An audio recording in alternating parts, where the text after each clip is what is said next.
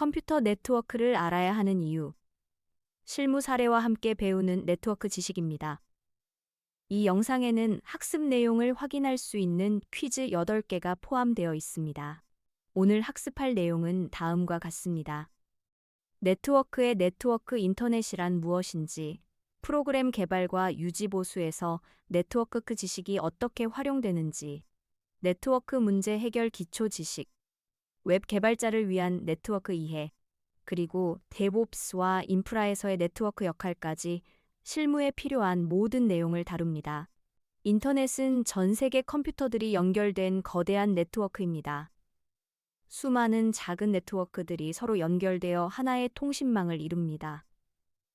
인터넷은 인터네트워크의 줄임말로 말 그대로 네트워크 간의 연결을 의미합니다.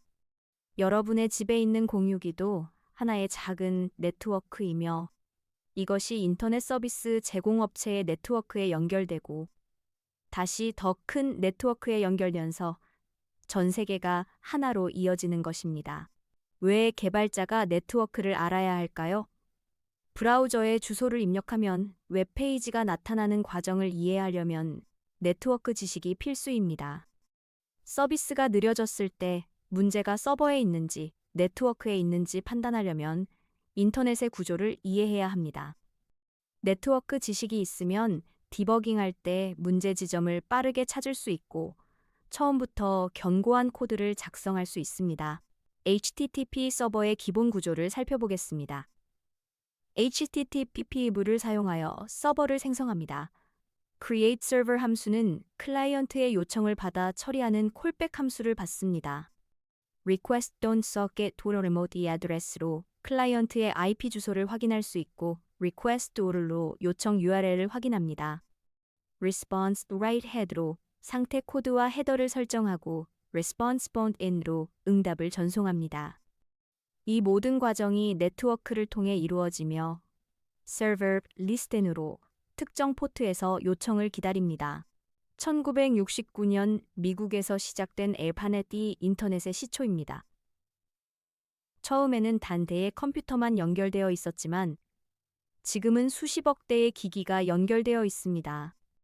이 놀라운 성장이 가능했던 이유는 바로 푯 프로토콜 덕분입니다. 인터넷 등장 이전에는 직접 케이블을 연결하거나 디스켓 같은 저장 매체를 사용해야 했습니다. 표준 프로토콜의 등장으로 제조사나 운영체제가 다른 컴퓨터들도 동일한 규칙으로 통신할 수 있게 되었습니다. 외부 API 호출, 데이터베이스 연결, 마이크로 서비스 간 통신 등 현대 애플리케이션의 거의 모든 기능이 네트워크를 사용합니다. API를 호출할 때는 타임아웃 설정이 매우 중요합니다.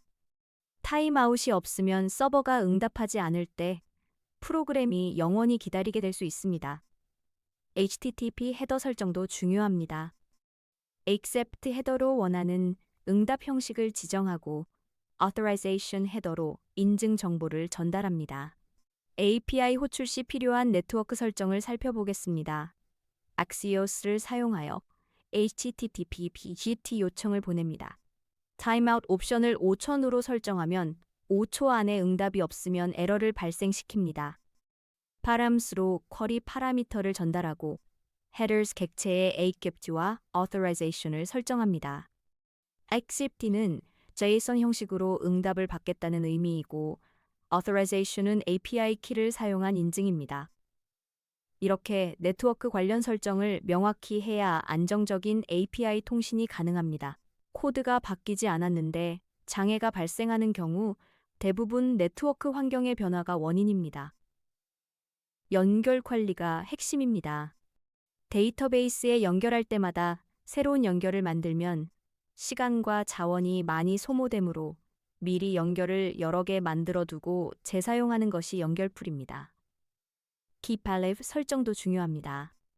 네트워크 장비는 일정 시간 동안 통신이 없으면 연결을 끊어버리는데 Keep Alive는 주기적으로 신호를 보내서 연결이 끊기지 않도록 유지합니다.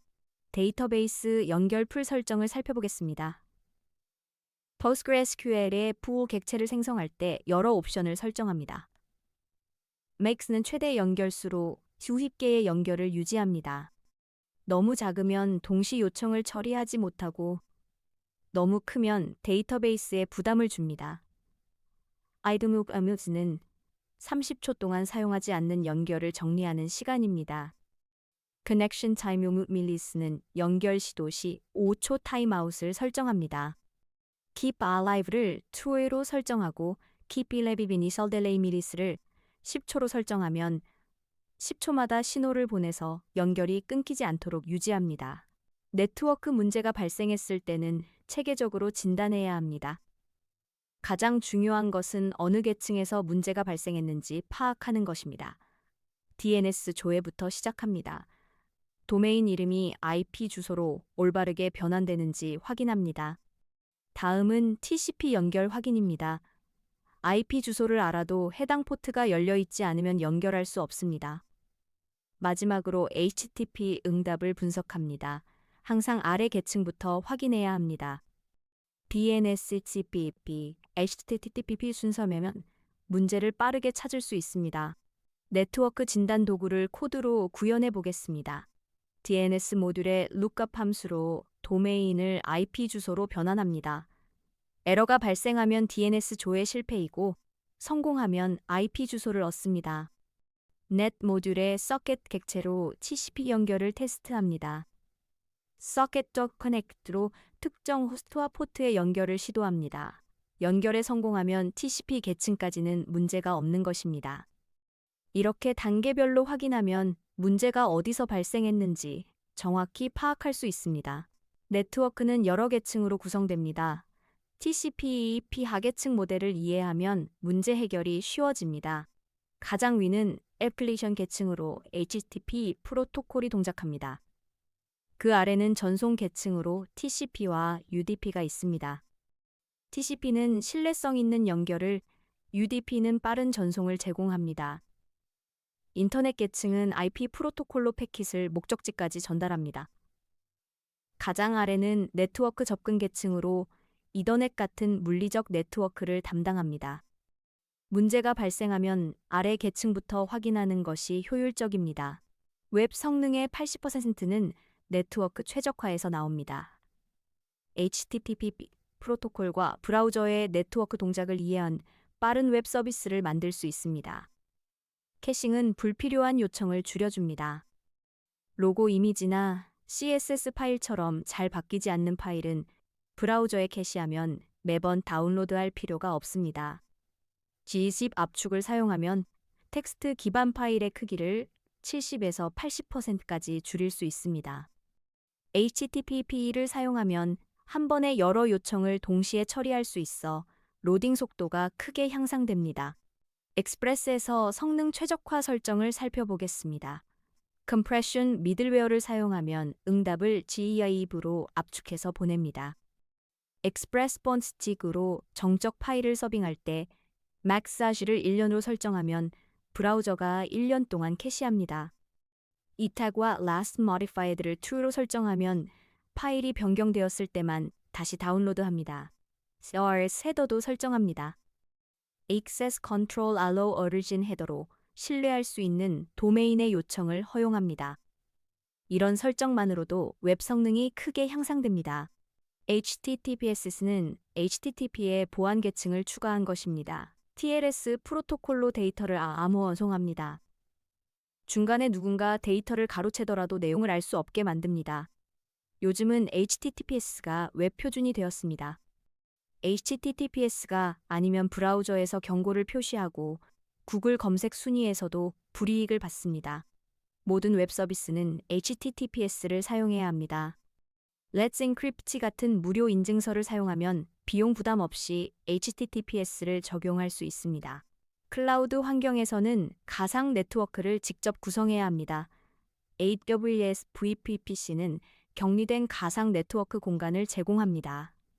집에 있는 공유기가 내부 네트워크를 만드는 것처럼 VPC는 클라우드 안에 자신만의 네트워크를 만듭니다. VPC 안에 서브넷을 나눕니다. 퍼블릭 서브넷은 인터넷과 직접 통신할 수 있고 프라이빗 서브넷은 외부에서 접근할 수 없습니다. 웹 서버는 퍼블릭 서브넷에, 데이터베이스는 프라이빗 서브넷에 배치하면 보안이 강화됩니다. 테라폼으로 AWS 네트워크 인프라를 코드로 정의할 수 있습니다. Ours VPC 리소스로 VPC를 생성합니다. Cedarblock은 IP 주소 범위를 지정하는 것으로 10.0번짜로 16은 10.0.0부터 10.0.0 요모까지의 IP를 사용할 수 있다는 의미입니다. Enable DNS hostnames를 true로 설정하면 인스턴스의 DNS 이름이 자동으로 할당됩니다. Ows subnet으로 서브넷을 만들고 map public if on launch를 true로 설정하면 인스턴스 생성 시 공인 IP가 자동으로 할당됩니다. Ows Security Group으로 방화벽 규칙을 정의합니다. Ingress 블록에서 80번 포트를 열어 HTTP 트래픽을 허용합니다. 로드 밸런서는 트래픽을 여러 서버에 분산시켜줍니다. 사용자가 많아지면 서버 하나로는 감당이 안 됩니다. 로드 밸런서가 들어오는 요청을 여러 서버에 골고루 분배하면 서비스가 안정적으로 운영됩니다. 특정 서버가 죽으면 자동으로 다른 서버로 트래픽을 보내서 서비스 중단을 방지합니다. CDN은 전 세계에 분산된 서버 네트워크입니다. 정적 파일을 CDN에 올려두면 사용자에게 가장 가까운 서버에서 파일을 전송합니다. 한국 사용자는 한국 서버에서, 미국 사용자는 미국 서버에서 받으니 훨씬 빠릅니다. 첫 번째 퀴즈입니다. 김계발 씨가 외부 API 호출 시 응답이 오지 않는 문제를 겪었을 때 박시니어 씨가 확인하라고 조언한 것으로 가장 적절한 것은 무엇일까요? 1번 코드 문법 오류 확인, 2번 네트워크 연결 상태 및 API 엔드트 확인, 3번 데이터베이스 연결 확인, 4번 서브 메모리 사용행. 잠시 생각해 보세요. 정답은 2번입니다. 네트워크 연결 상태 및 API 엔드포인트 확인이 정답입니다. 외부 API 호출 시 응답이 오지 않는 문제는 대부분 네트워크 관련 이슈입니다. API 엔드포인트 URL이 올바른지, 네트워크 연결이 정상인지, 방화벽이 차단하고 있지 않은지 등을 먼저 확인해야 합니다. 코드 문법이 맞더라도 네트워크 설정이 잘못되면 통신이 되지 않습니다. 두 번째 퀴즈입니다. 인터넷의 기원인 ARPAN에 대한 설명으로 옳은 것은 무엇일까요? 1번 1989년 유럽에서 시작되어 수백 대의 컴퓨터가 연결되었다. 2번 1969년 미국에서 시작되어 처음에는 단 대대의 컴퓨터만 연결되었다. 3번 1979년 일본에서 아시아 지역 네트워크로 발전했다. 4번 1959년 영국에서 군사 목적으로만 사용되었다. 생각해보세요. 정답은 2번입니다. 1969년 미국에서 시작되어 처음에는 단 4대의 컴퓨터만 연결했다가 정답입니다.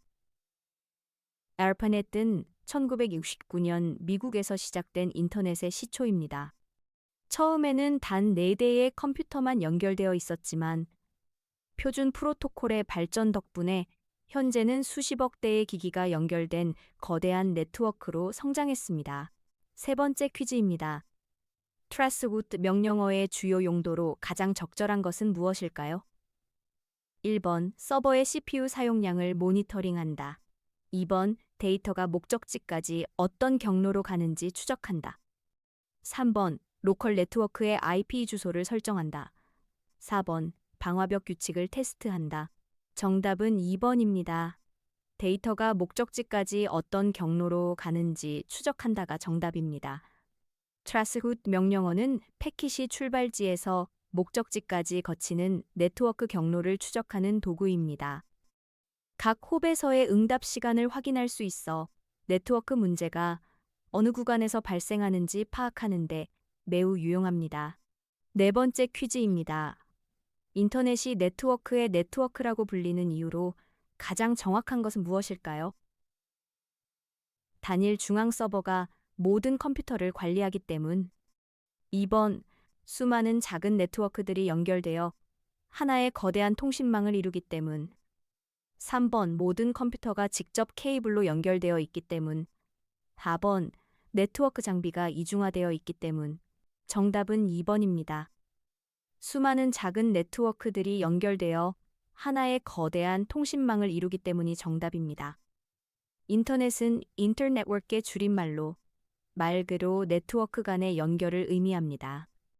가정의 공유기 네트워크가 ISP 네트워크에 연결되고 ISP는 다시 더 큰 네트워크에 연결되는 방식으로 전 세계가 하나로 이어집니다. 다섯 번째 퀴즈입니다. 웹 서비스가 느려졌을 때 문제의 원인을 파악하기 위해 개발자가 알아야 할 네트워크 지식으로 가장 적절한 것은 무엇일까요? 1번 프로그래밍 언어의 문법과 컴파일러 최적화 기법. 2번 인터넷의 구조와 데이터 전송 경로에 대한 이해. 3번 객체 지향 프로그래밍의 디자인 패턴. 4번 버전 관리 시스템의 브랜치 전략. 정답은 2번입니다. 인터넷의 구조와 데이터 전송 경로에 대한 이해가 정답입니다. 서비스가 느려졌을 때 문제가 서버에 있는지 네트워크에 있는지 판단하려면 인터넷의 구조를 이해해야 합니다. 데이터가 클라이언트에서 서버까지 어떤 경로로 전달되는지, 각 구간에서 지연이 발생할 수 있는 원인이 무엇인지 파악해야 효과적인 디버깅이 가능합니다. 여섯 번째 퀴즈입니다. 다음 중 현대 애플리케이션 개발에서 네트워크 지식이 필수적인 이유로 가장 포괄적인 것은 무엇일까요? 1번 데이터베이스 스키마 설계에 필요하기 때문. 2번 API 호출, 데이터베이스 연결, 마이크로 서비스 간 통신 등 대부분의 기능이 네트워크를 사용하기 때문. 3번 프론트엔드 UI 컴포넌트 설계에 필요하기 때문. 4번 단위 테스트 작성에 필요하기 때문. 정답은 2번입니다.